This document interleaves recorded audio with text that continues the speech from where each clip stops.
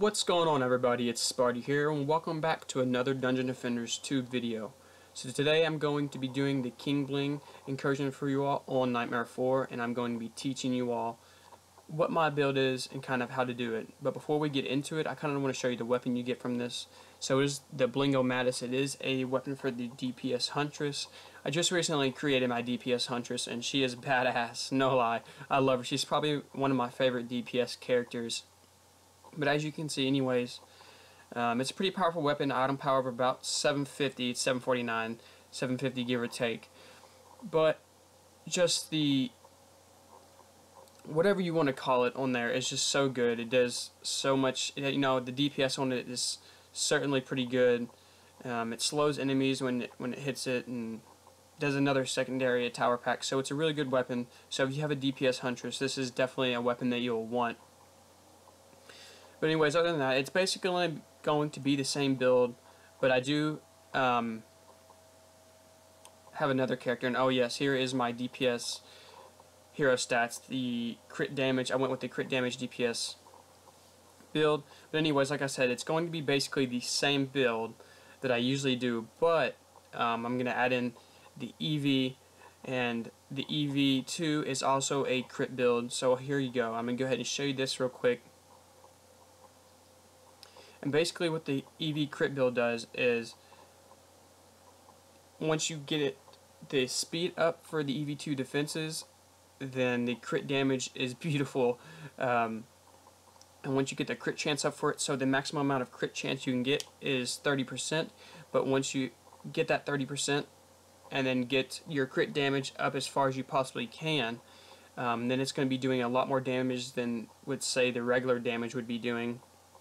And then when you get the speed all the way up, then it has so much more percentage chance to do that crit damage because it's going so fast. So every whatever per second, it has a chance to do that critical damage. So that's why I went with the crit build for the EV2.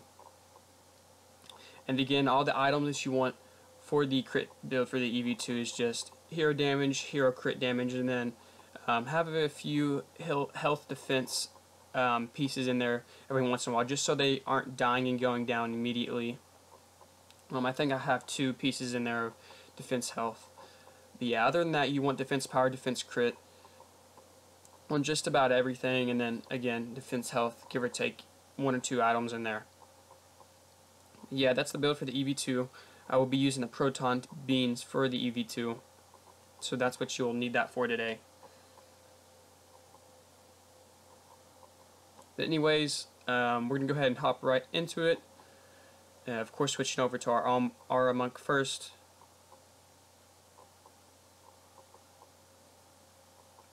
And again, this is solo. Now, I know a lot of you have been wanting me to do builds on anything basically, but without PDTs, and I'm still trying to do that currently. It's so stinking hard. Of course, as all of you all know that. It's almost impossible, really. I think the only other character I'll be able to do it with is the Abyss Lord, and I currently do not have the Abyss Lord, but I'm working on getting him with the Defender medals right now, and as soon as I get him up to level 50 and get him good gear, I'm definitely going to try to start doing some different combinations, trying to see if I can build without the PDTs, but as of right now, I'm still going to be using the PDTs. I know that was a big concern, and what a lot of the comments were on my forum that I posted the other day of the how to solo Nightmare 4 hardcore.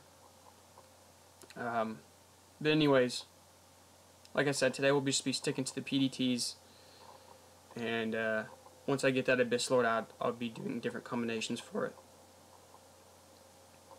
Now, basically what the build is you're going to, at every single waypoint, you're going to want to put a Serenity Aura and a boost, just like we usually do. And then after that, you're going to want to set down the boost aura, or not the boost aura, but you want to set down the Squire Blockade at the very end of the boost aura, like we talked about, because that gives it that extra defense health. And then you want to upgrade it once every single round, or the first round you want to upgrade it once. And then next you're going to put the PDTs at the end of the boost aura. But here the boost aura is a little bit different. You're going to want to get it on both lanes so that way we can share it, just so we have a little bit of extra DU, if that makes sense. So you're going to use this boost aura for both of those lanes. Now, paying attention to where I do put these PDTs and whatnot, because it's important that you put them there, or else the build won't really work, because sometimes if you put them a certain where, they're not going to be boosted. I don't know what for. It's a little frustrating sometimes, but just make sure you're paying attention to that. And then again, the last but not least, the proton beams. You're going to want to put the proton beams at the very start of where the monsters come out, so the way as soon as they come out, they'll get hit by that PDT, they'll start getting that crit damage taken out of them and also slow them down. So now they're going to have to go through PDTs and Squire Blockades, so it's a very good combination. And as you can see right here, put that PDT at the very back, go ahead and put your Squire Blockade down, upgrade that once, and then here we are with the proton beams, just leading to the blockade. And make sure you're paying attention to that little blue line where the enemies come out, because that'll tell you the exact right route the enemy's taking. You want to put the proton beams as close as you can to that purple line, so that way they do walk through the proton beams. And anyways, it's just basically the same build for every single waypoint, but that's it. I'll go ahead and fast forward a little bit, or let you all see the rest of the build, and then I'll go ahead and skip to the end so that way you all can see the loot. But anyways, if you all enjoyed it, go ahead and leave this video a like. Again, comment stuff, better things I can do, just like you all have been. The feedback has been so awesome. I just wanted to thank everybody so much for all the feedback that I've been getting on my Dungeon Defenders 2 videos. We're starting to get the channel kicked off a little bit. I think we're just now about 19 subscribers, but we're definitely getting a lot more views on our videos. Hopefully that means we're helping out a lot more people. A lot more people are interested in this type of stuff.